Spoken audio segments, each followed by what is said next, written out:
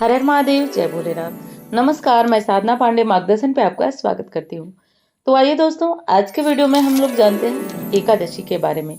मार्गशीर्ष मास की कृष्ण पक्ष की एकादशी कब पड़ रही है, एकादशी तिथि में क्या क्या विशेष करना है और एकादशी में पारण कब करना है, सारी विशेष बातें आज के वीडियो में।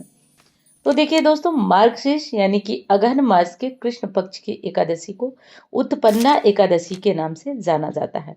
यानी कि आज के दिन ही एकादशी का उत्पन्न हुई थी, एकादशी माता उत्पन्न हुई थी।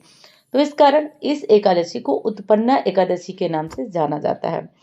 अब जो लोग एकादशी का व्रत प्रारंभ करना चाहते हैं कि उन्हें एकादशी का शास्त्रोक्त जो विधि विधान है उस तरीके से एकादशी का व्रत प्रारंभ करना चाहते हैं, तो उनके लिए उत्पन्ना एकादशी सर्वश्रेष्ठ दिन है, जिस दिन से वे अपनी एकादशी को प्रारंभ कर सकते हैं।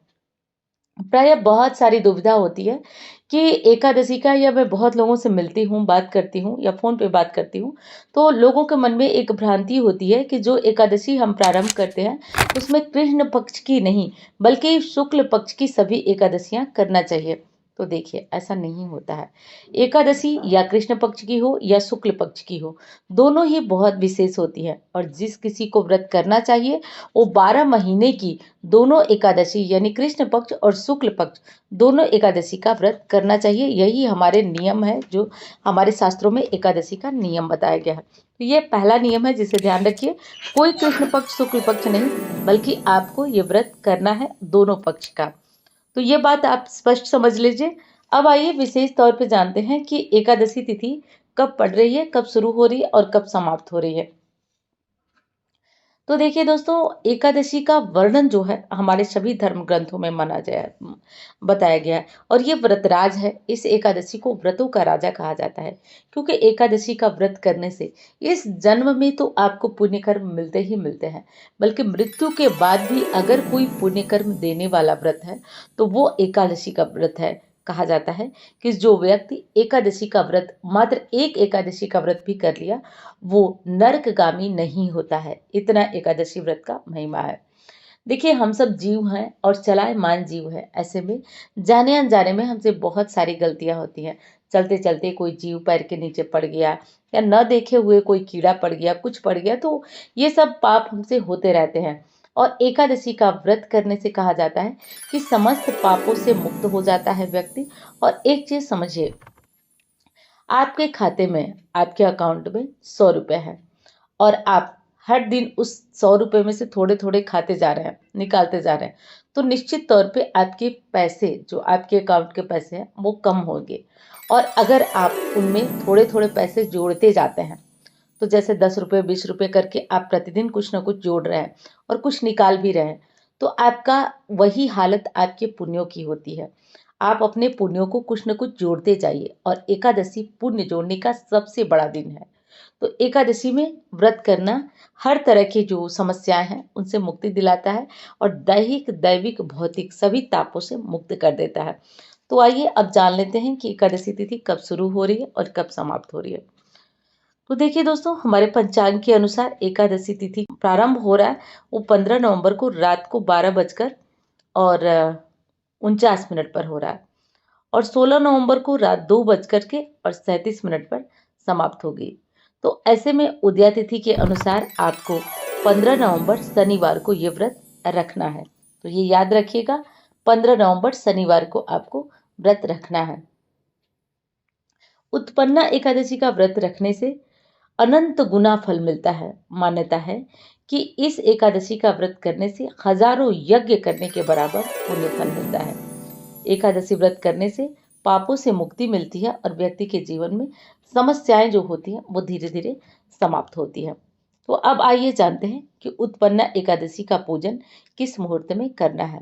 तो देखिए दोस्तों, उत्पन्ना एकादशी का पूजन करने का सबसे जो उत्तम मुहूर्त है वो ब्रह्म मुहूर्त है। सुबह 4 बजकर 58 मिनट से 5 बजकर 51 मिनट तक है। अभिजीत मुहूर्त जो दोपहर के समय होता है, उस मुहूर्त सुबह 11 बजकर के 44 मिनट से लेकर 12 बजकर 27 मिनट तक है। तो इस मुहूर्त में भी कर सकते हैं। और दोपहर के समय विजय मुहूर्त होता है। वैसे तो दोपहर के समय काफ़ी लोग पूजा नहीं करते हैं, फिर भी आप नोट करना चाहें, कहीं बाहर है, कहीं जा आ रहे हैं, नहीं कर पा रहे, तो ऐसी स्थिति में 1:53 से लेकर 2:36 तक भी विजय मुहूर्त है, इस मुहूर्त में कर सकते हैं। शाम का मुहूर्त उत्तम होता है, तो इस मुहूर्त में आप पूजा कर सकते हैं। गोधूली मुहूर्त है शाम 5:27 से लेकर शाम 5:54 तक, तो इस मुहूर्त में भी आप पूजन कर सकते हैं। अब आइए जानते हैं कि उत्पन्ना एकादशी का पारण किस मुहूर्त में करेंगे। तो दोस्तों, उत्पन्ना एकादशी का पारण 16 नवंबर रविवार को किया जाएगा। एकादशी पारण का शुभ मुहूर्त दोपहर 1:10 से लेकर 3:18 तक है, तो इस मुहूर्त का आप ध्यान रखिएगा और इस विशेष मुहूर्त को आप ध्यान में रख करके और जो अपने जरूरी कार्य हैं या एकादशी का व्रत है तो उस एकादशी के व्रत को कर लीजिएगा, इस विशेष चीज को ध्यान रखिएगा। अब आइए कुछ विशेष नियम जान जाते हैं। जैसे कि दोस्तों जानते हैं कि एकादशी व्रत में जो विशेष नियम होता है वो दसवीं से ही प्रारंभ कर दिया जाता है। दसवीं तिथि में आपको, जैसे महिला है तो बाल वगैरह धोकर साफ शुद्ध हो जाइए।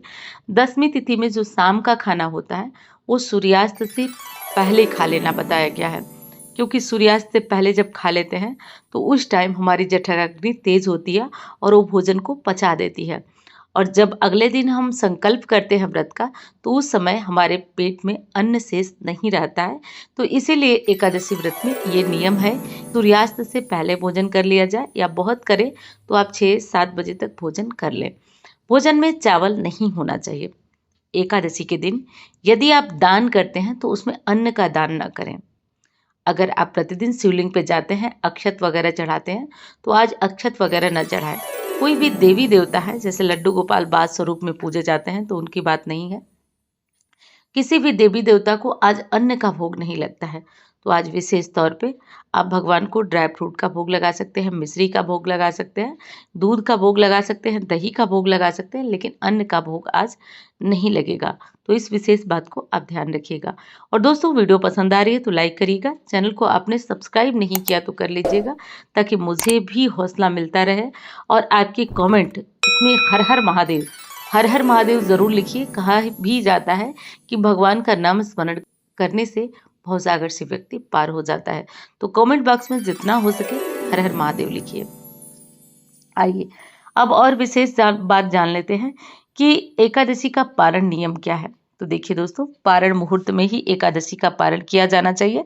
जैसा कि आप जानते हैं, हरिवासर समाप्त होने के बाद ही एकादशी का पारण किया जाता है।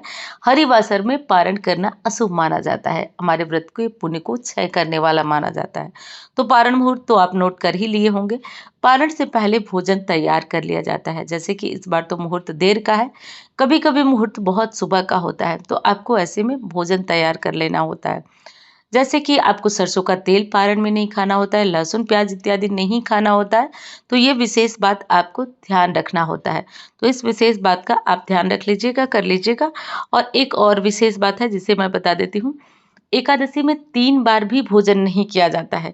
एकादशी में एक बार सुबह खाना खा लीजिए, अन्न खा लीजिए, और एक बार रात को। बीच में भूख लगे तो फलाहार किया जाता है। 3 बार भोजन करने से व्रत का पुण्य फल क्षय होता है। तो पारण में मतलब ये 3 दिनों का टोटल मिलाकर व्रत होता है, दसवीं, एकादशी और द्वादशी। तो ये सभी विशेष नियम को आप समझ जाइए और इसी भांति अपना कार्य करिए। अब एक चीज और समझिए कि एकादशी के व्रत में कुछ विशेष कार्य है जो कि आप कर सकते हैं। जैसे कि मैं हमेशा बताती हूँ कि एकादशी के व्रत में हो सके तो आप दीप जलाएं, अखंड दीप जलाएं, भगवान विष्णु की प्रसन्नता के लिए। एकादशी हो गया, पूर्णिमा हो गया, इन सब में दीप दान करना बहुत शुभ होता है। तो ये कार्य आप कर सकते हैं। बाकी आगे और वीडियो उपायों की आएगी तो उसमें विशेष उपायों की बात करेंगे। मैं मिलती हूँ अन्य वीडियो में।